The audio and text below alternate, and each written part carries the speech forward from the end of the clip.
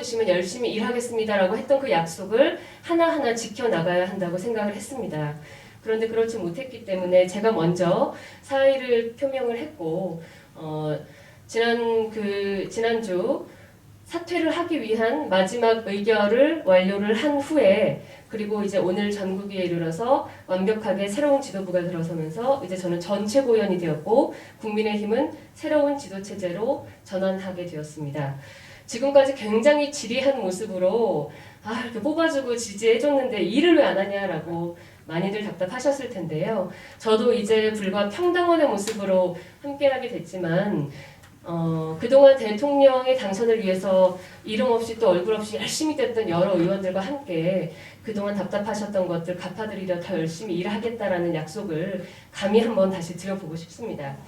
오늘 말씀드리려던 그 보수의 품격에 관해서는 저는 그 이준석 대표와의 관계에 대해서 일절 언론에 나가서 제가 언급하지 않았습니다. 한창 그 이제 논란이 있을 당시 많은 언론에서 저에게 좀 이렇게 나와서 이야기를 해달라고 했으나 사실은 현재 당 대표인 우리의 당수를 제가 언론에 나가서 그런 저희가 문 닫고 한 회의들의 어떤 속사정을 일일이 열거하면서 희화화시키거나 가볍게 여기도록 하고 싶지가 않아서 끝까지 말을 하지 않고 있었는데요. 제가 최근에 이준석 대표와 이른바 충돌하게 된 그 세 가지 사건의 내막을 처음으로 이 자리에서 제가 말씀을 드립니다. 첫 번째는 혁신위 문제였습니다. 혁신위는 저희의 정상 안건은 아니었지만 이준석 대표가 비공개 회의에서 집권 여당으로서 혁신이라는 말에는 어폐가 있지만 앞으로 조금 더 당의 건전성을 제고하는 그런 차원에서 혁신위원회를 만들어서 당 지도부가 전혀 관여하지 않은 상태에서 자발적인 어떤 혁신의 노력을 해나가도록 조직을 만들자라는 제안을 했고 저는 사실 첫 번째로 제가 찬성을 했습니다. 굉장히 건강한 제안이라고 생각을 했습니다.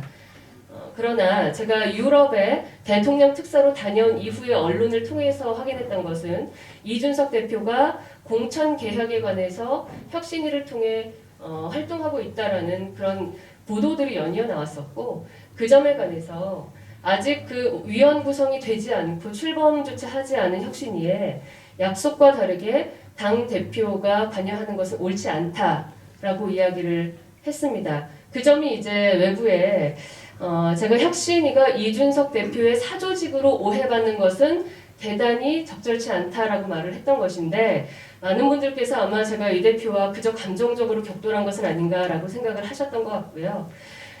두 번째는 이제 국민의당과의 합당 문제에 관련한 내용인데요. 저희가 이제 대통령 선거와 지방선거를 치르는 동안 안철수 대표의 국민의당과의 합당이 이루어지면서 사실 이 현장에서 뛰고 있는 저 같은 의원들은 그 내용과 내막을 자세히는 모르지만 합당이 됐고 그 선결 조건으로 양당이 몇십여 가지의 그 약속을 했습니다.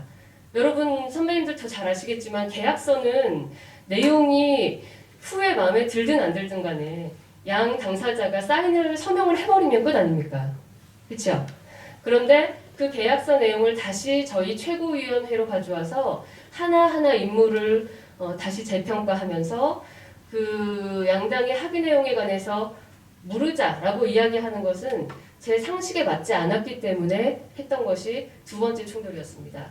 세 번째는 저희가 최고위원회에 비공개 회의가 반드시 필요한데 이를테면 당의 보안에 관한 내용이 있을 수도 있고 두 번째는 개인 신상에 관한 정보에 관한 내용이 오갈 수도 있기 때문에 반드시 그 내용이 필요한데 전혀 상의 없이 언론에 비공개 회의를 없애겠다라고 선언한 것이 선배님들 앞에서 불가피하게 송구하게도 좋지 못한 모습을 보여드린 세 번째 충돌 사건이 됐습니다.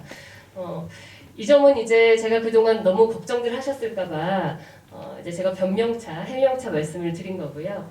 이준석 대표가 당대표가 됐을 때 저는 솔직한 마음으로 염려가 컸습니다. 저는 회사 생활을 했고 제가 서민의 가정에서 아주 유복하게 자란 청년도 아닌데다가 하나하나 그 과정을 거치면서 회사에서도 사원으로서 월급을 받으며 조직 생활의 어려움이 무엇인지를 잘 알고 성장을 했기 때문에 조직 생활의 경험이 전무한 이른바 우리나라 남자들이 대부분 모두가 가는 군대 생활이나 아니면은 월급을 받는 회사 조직 생활이나 이런 것을 하지 않은 이준석 대표가 본인의 재량은 대단히 뛰어나지만 덜컥 당대표라는 큰 자리에 앉았을 때 그 본인에게도 어쩌면 비극이 될 수 있지 않을까라는 염려도 있었고, 그것은 곧 당의 큰 위기가 될 거라는 그런 걱정이 있었습니다. 그럼에도 불구하고 본인이 굉장히 스마트한 사람이기 때문에 지혜롭게 당을 잘 이끌어가 주기를 바라고 본인에게도 앞으로 큰 정치인이 되어줬으면 좋겠다라고 제가 부탁을 했었는데요.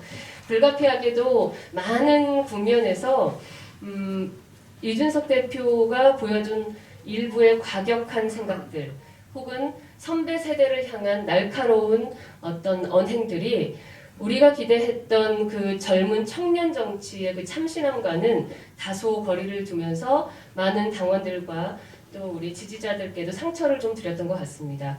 저는 이러한 점을 다듬어 나가야지만 국민의 힘을 다시 젊은 정치를 해보라고 기회를 주신 젊은 당수를 파격적으로 세워주신 당원과 지지자들에게 보답하는 길이라고 여겼고, 그렇게 표현을 했더라고요. 이준석 대표가 카메라가 있을 때는 웃으며 다가오고 카메라가 꺼지면 반대로 눈을 동그랗게 뜨고 제가 이제 타박을 한다라고 표현을 했던데, 사실은 카메라가 있을 때는 이준석 대표의 격을 지켜주고 싶었던 것이고요. 공식적으로 그 품격을 훼손하고 싶지 않았던 것이고, 다만 비공개 회의가 돌아갔을 때에는 그가 잘못 가고 웃자라고 있는 방향에 대해서 다시 한번 진정한 동료로서 같이 잡아보자라고 제안을 하고 싶었습니다.